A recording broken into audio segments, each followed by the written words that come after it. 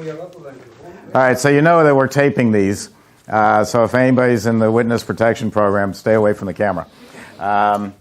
But we're going to tape these so people are going to see it. So I do a quick intro. Hi, I'm Steve Thompson, president of Emery Thompson Machine, and this is my twin brother, Jeff Markow. He was born first. And Jeff, I own Emery Thompson. Jeff owns, what's it called? Whatever. Go ahead. Mystic Ice Cream. Mystic Ice in Fruit Loops, Florida. Mystic Ice Cream. Mystic Ice Cream in Fruit Loops, Florida. And we're going to teach you today as much as we can about making ice cream. I get something special. You're not going to make me wear this all day. He paid me $15 to wear this for 5 minutes. Just a quick bit about Jeff. Jeff, one day, many years ago, sat in the back room of this small hall here where we're going to teach you today. If you're watching this on tape, there's a large number of people here. And he sat back there, and you could see his eyes going back and forth and thinking about it. And he was coming to the conclusion, and you started with a countertop, right, Jeff? Yes. You started with a countertop batch freezer? Yes, 6 quarts. He's sitting in the back room thinking, wow, if that idiot, Steve Thompson, can make all that, imagine what I could make. And that's what started his business. And Jeff today is gone from 750 square feet up to, I think it's 3,300 square foot store, and he's about to take over another one. So that's just a typical success story of what goes on in our business. I put people into the Italian ice business who start with a push cart, and in a few years they've got a huge wholesale business. Most people open up one ice cream parlor, but the desire is always there to open a second or third or fourth. So you get a lot of names that you would know, like Salt and Straw and Molly Moon and these other companies all started as one place and then grew from there. So we're going to make a bunch of different products today, and please ask questions as we go. I'm going to start with the CB350 over here, our countertop machine. And the first thing I'm going to do is sanitize it. I want to kill off any bacteria that was in here from the last time I ran it. And there's, of course, bacteria just in the air. And so I'm going to use Sterashine. Excuse me, sir. I'm going to use Sterashine, which is a chlorine-based product, and will kill off any bacteria that's in the machine. So we just stir that up. It dissolves very quickly. And the health department likes this Sterashine because it's a product that they know. Make sure the gate is closed, and we're just going to pour this in. And as soon as this hits the stainless steel parts, it's going to be sanitized, but we're going to turn it on and make sure it gets everywhere. This one's done already? Not yet. So I'll give you this afterwards, Jeff. Now, can I take the water that comes out of there and use it in here? Why not? Okay. It's sanitary. There you go. It's sanitary. Just being a little frugal. So if you have 6 machines, all you need is 1 bucket of Sterashine water. Go from machine to machine. And as Steve said, you know how long it takes to sanitize it? 1 second, right? That's right. Right. So why is it still running? Well, I was going to say, some health departments might say run it for a minute. Some might say run it for 3 minutes. You listen to what they say. But the reality is 1 second. That's it. Jumping forward a bit, when we finish making ice cream or ices, we will have it spinning and we'll have the refrigeration on. We're going to turn off the refrigeration, and this thicker product is going to then drain into the bucket. Right now, I've just got water in here. If I open up this gate, the first row is just going to get soaked because it's just water. It's not a thickened product. So I'll turn that off and drain that out. All our freezers have a slight tilt to the barrel, so it's going to drain out everything completely. Yes, question? How long do you wait? Does it have to dry? No, you don't have to dry, because if you read and follow the directions on the Sterashine, it's ready to go right into the next run. Hello? Come on, give me a peace sign. Peace sign. There we go. Never thought really I'd see the day. This is really getting terrible. All right, so that's for you, Jeff. You know what? I am going to do just a quick rinse, though, because I like to make sure that it's completely you never did cleaned that out. before. Yeah, I think Oh, so. no, I've always done that.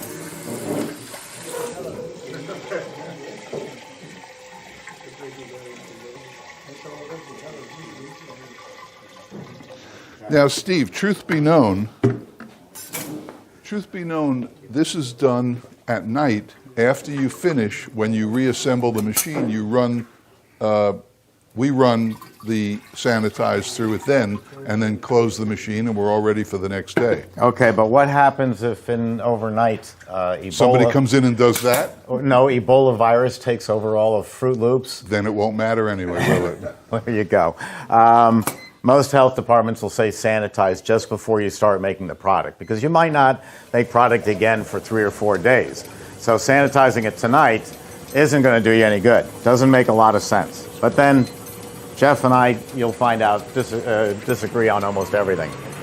So again, as soon as I put that in there, it's rinsed through. I stop it, take it out. We'll let that drain out. Here's the first product I'm going to make this morning. I'm going to make a chocolate Italian ice, one of my favorites. Do they have an itinerary? Do they get an itinerary? They're going to get them now. Okay. And this will be the formula. I'm going to do it with a twist. I always have to do something a little different. Italian ice is sugar, water, and flavor. And that's all it is. And then its fancier, more sophisticated big brother, big sister is sorbet. Sorbet is also sugar, water, and flavor. So people are always saying, well, what's the real difference between sorbet and Italian ice? So let's say I'm making a chocolate Italian ice. That's a chocolate Italian ice cup, and I'm going to sell it for about $2.75. This is a fresh chocolate sorbet served in a fine French restaurant, What happened? and I'm going to get $7.50 I for saw it. him before. Same product. Only the name and the price changes. There is no difference. Sugar, water, and flavor. So that's what we're going to do. Sugar, water, and flavor. My flavor is going to be a Forbes chocolate. And so let me look at the recipe and see what I'm going to do.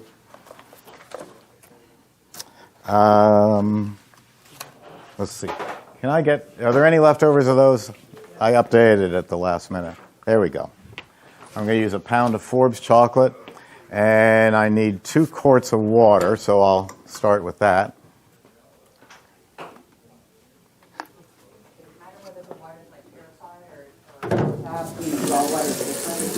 Okay, in case the camera didn't hear that, the question is, do you need to purify the water? Great question. Here in Brooksville, Florida, which is almost as remote as Fruit Loops, we haven't seen a tourist in 300 years. So if I'm selling Italian ice here, Wikiwachi, that's a whole different world. If I'm selling Italian ice in Brooksville, Florida, I don't need to purify the water because my customers are people who grew up here. They're used to the water. They don't know that New York water is so much better. They have no reference point. So no, I don't need to do anything to the water.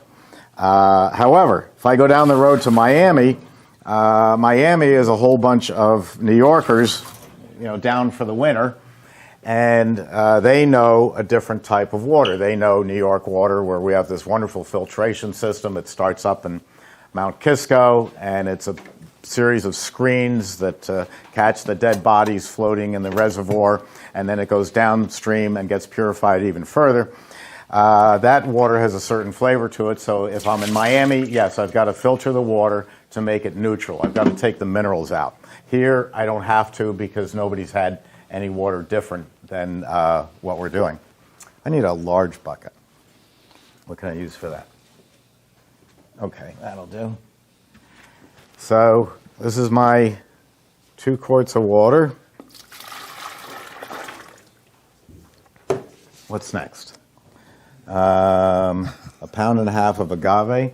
Now, instead of using sugar, which is the normal way to do it, I wanted to do something a little different for the healthy people, so I'm using agave. What is that? Agave is a sugar that comes from cactus, and it's used to make tequila. So it's got to be good. And the thing about agave is it's a little sweeter than sugar, so I use less by volume. But also there's this thing called the glycemic scale. I'm a type 1 diabetic. I'm insulin dependent. I wear a pump on me.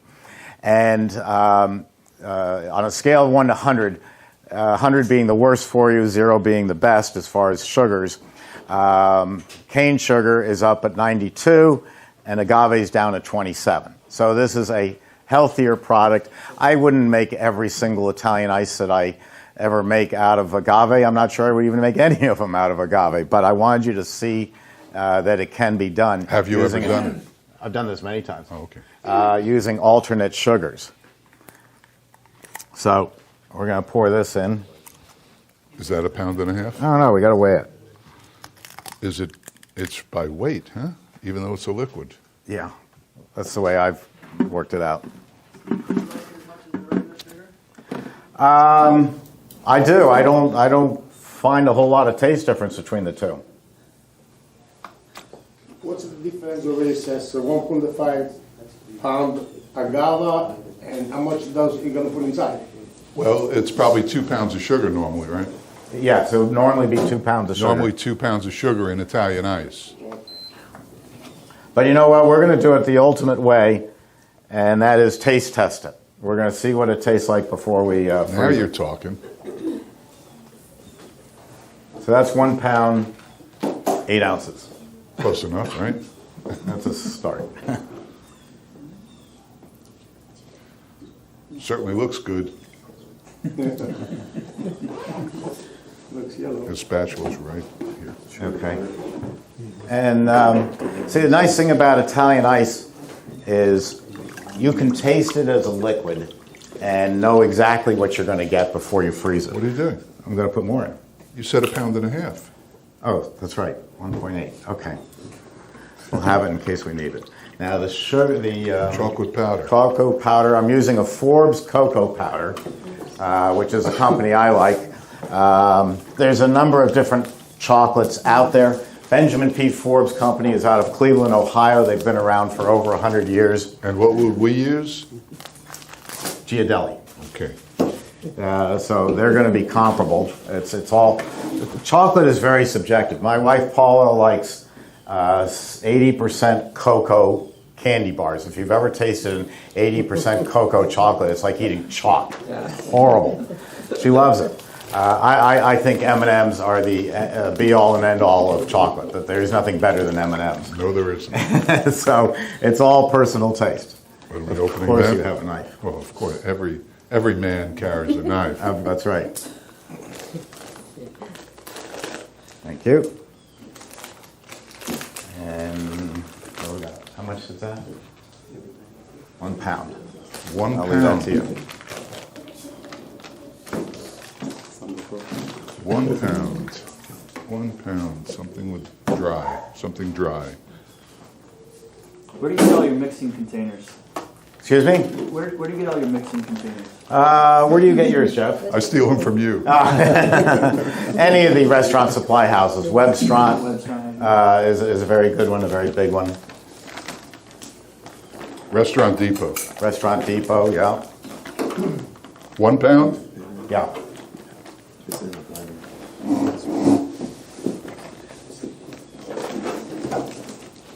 Two quarts of water. And I'm going to put a splash of vanilla in here. That's right here. Okay.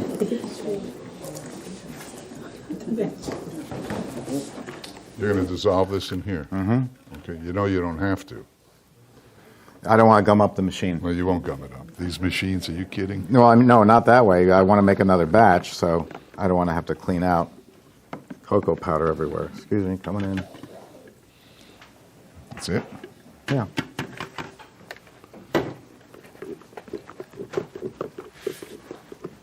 What vanilla extract do you use? Say it again.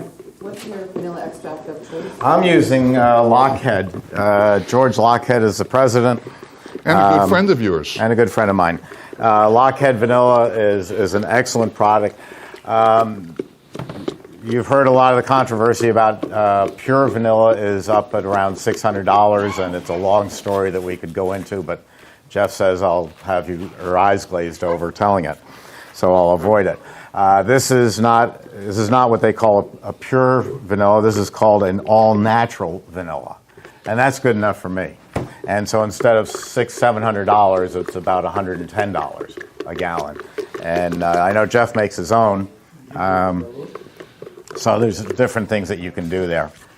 Again, chocolate and vanilla are a lot of personal taste. Yes. This recipe is specific for this machine and not the 24? That's right. So all you'd have to do is take this recipe and multiply by 4. And now you'd have it for the 24 quart. I did pass that part of math in school. Failed on metric. Thank you. Okay, so we've got our product. It's not a full batch. Oh, we didn't taste it. Well, now's not the time. Sure it is. We'll taste it when it's mixed up thoroughly. All right, we'll do that. Okay. Yes. How much more for the full batch on that one? What did we put in there? About You can 2.5. We put 2.5 quarts in. You could put in 4.5. So 4 quartos. So we're going to hit Italian ice and start. And since we are using a powder, even the chocolate companies say if you could do this a couple hours in advance or the night before, the chocolate will age better or it'll diffuse better into the product. We don't have the time to that, so I'm going to just let the machine do it. And I'll give it a try. Actually, I'll let Jeff try it. We'll let Mikey do it.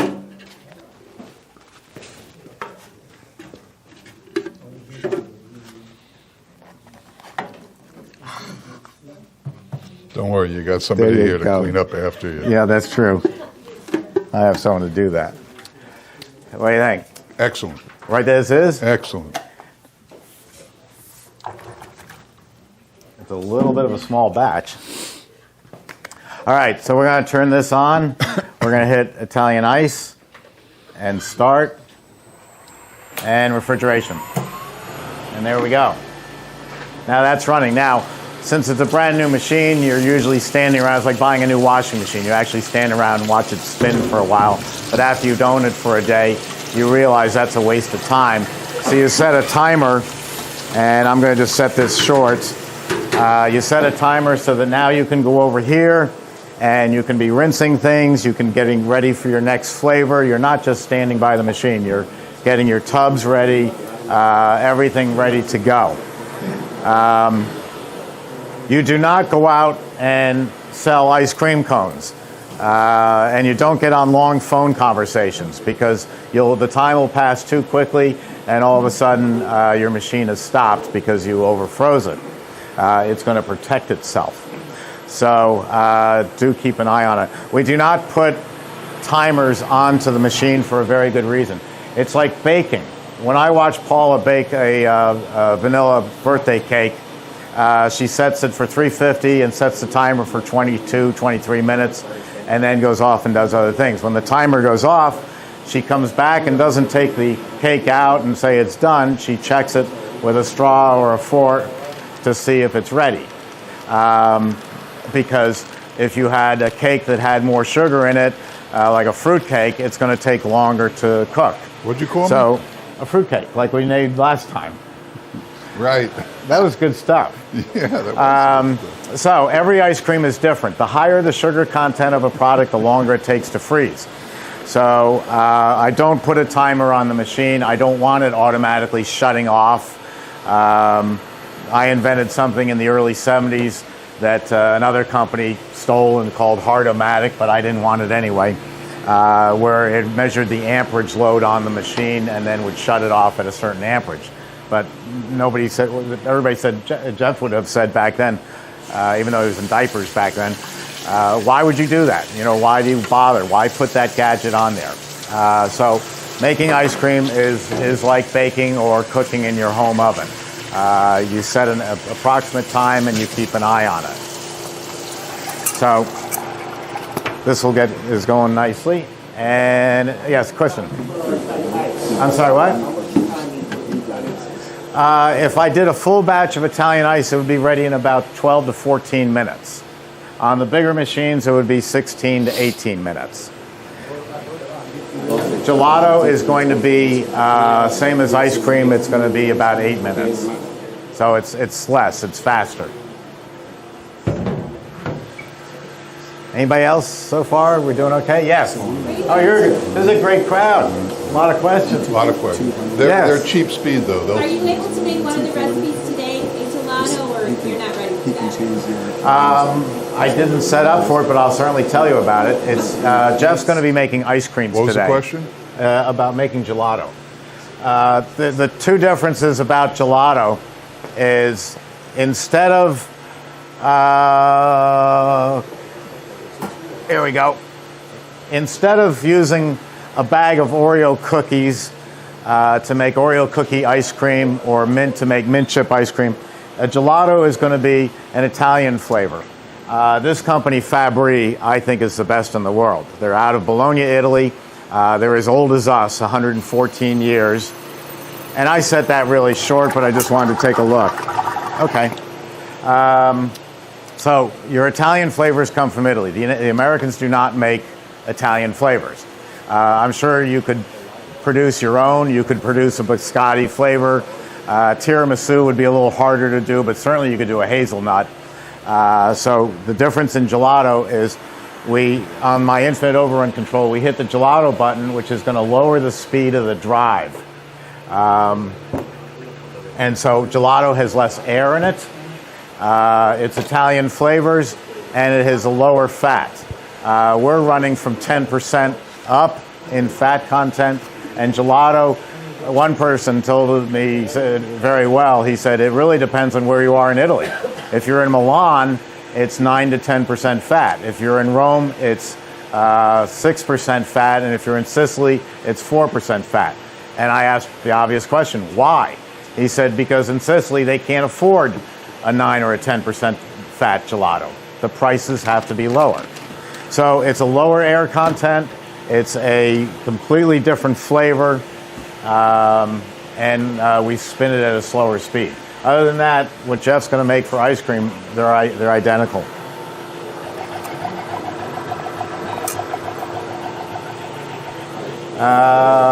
Let's see. Yeah, I really like this Fabri company, and they have offices around the country, but their headquarters for the United States is in New York City. You can call up Fabri USA, and you'll find it there. So I have some of their flavors up here. They ship anywhere? They ship all over the world. Anybody here Italian that can pronounce this? Fruto de Sciroppo. Sciroppo. Fruto de Sciroppo. So it's fruit. You have a recipe for gelato and ice cream? Ice cream. But of course, you can convert anything. It's just the speed.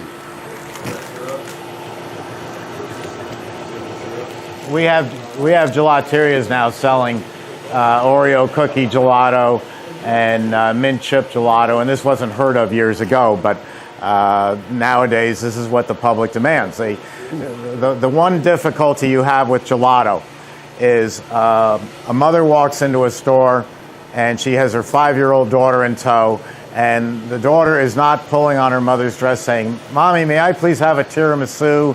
or "May I have a pistachio?" Kids want mint chip, Oreo cookie, mousse tracks, flavored salted caramel. And so you've got to sell, if you're going to be successful, you've got to sell what the public wants. If I was doing a gelateria or an ice cream parlor, I would have maybe 6 flavors of gelato. I would have hard ice cream and Italian ice. I would have a variety of products because sir. I want to get to everyone. Yogurt on those machines? Make what? Yes, frozen yogurt.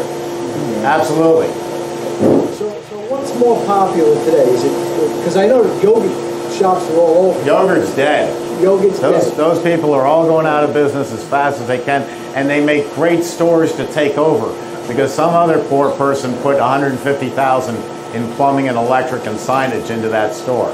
So you want to take over that store. What about between gelato and ice cream? What's the better one? I know you said have a little bit of each, but if you wanted to go one or the other, is it better just to go ice cream and not gelato? I'm going to just interrupt you for a second. I'm going to pull this out now so you can see it. This is not a full batch that I made. But look how that comes out nice and fast, and I think you're going to find this pretty delicious.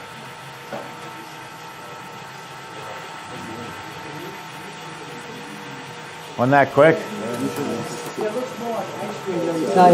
Wait till you try it. We have no scoops.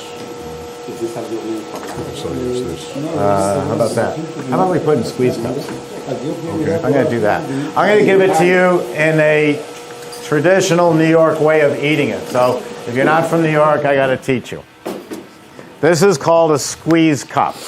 It's a pleated water cup. You get outside of, you go west of the Hudson River and ask a paper salesman for squeeze cups, and he'll look at you like deer in the headlights. They don't know what it is. It's a pleated water cup like a lady's dress. And I'm going to show you how to eat this because this is the way we eat it in New York. I'm going to put some in here, but we would fill that up with ice, and then we squeeze it up from the bottom. Oh, that's too good to give away. This is good. So you eat it like that. It costs next to nothing to do, and it's fun. Holy cow. That's a good one. So come on up, and I'm going to serve you a squeeze cup full of Italian ice.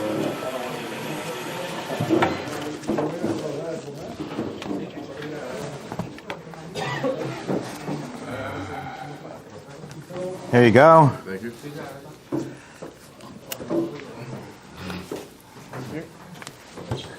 Here you go. Oh, you'll be begging Look for at the more. color of the. Huh? It's beautiful. No artificial anything in here. Hey, does this thing give you the clearance you need for the air? If you put it up against the wall? No, you have to have it out from the wall a foot and a half on all sides. Good morning. It's an air-cooled machine. It'll overheat if it doesn't get air.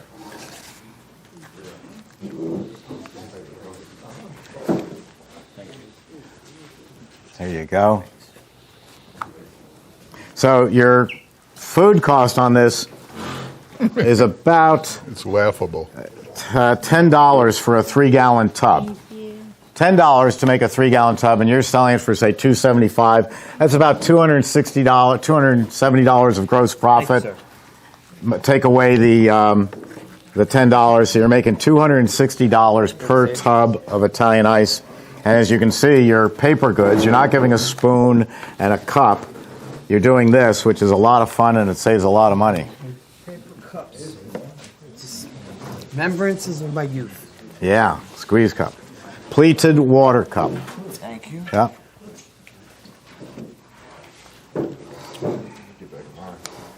Thank you. That is good. Your book. That's Jeff. What is that for? What is it for? Oh, 50. Yeah, Oh, I'm normally sorry. it's This 60. is Makes me sell chocolate. for 50. Can you put one on the hold for me? Got lost. This is Yes. chocolate Italian ice. And you squeeze that up from the bottom. Are they for the 24 quart? Any machine. I have different, in the book, there's different quantities for different machines.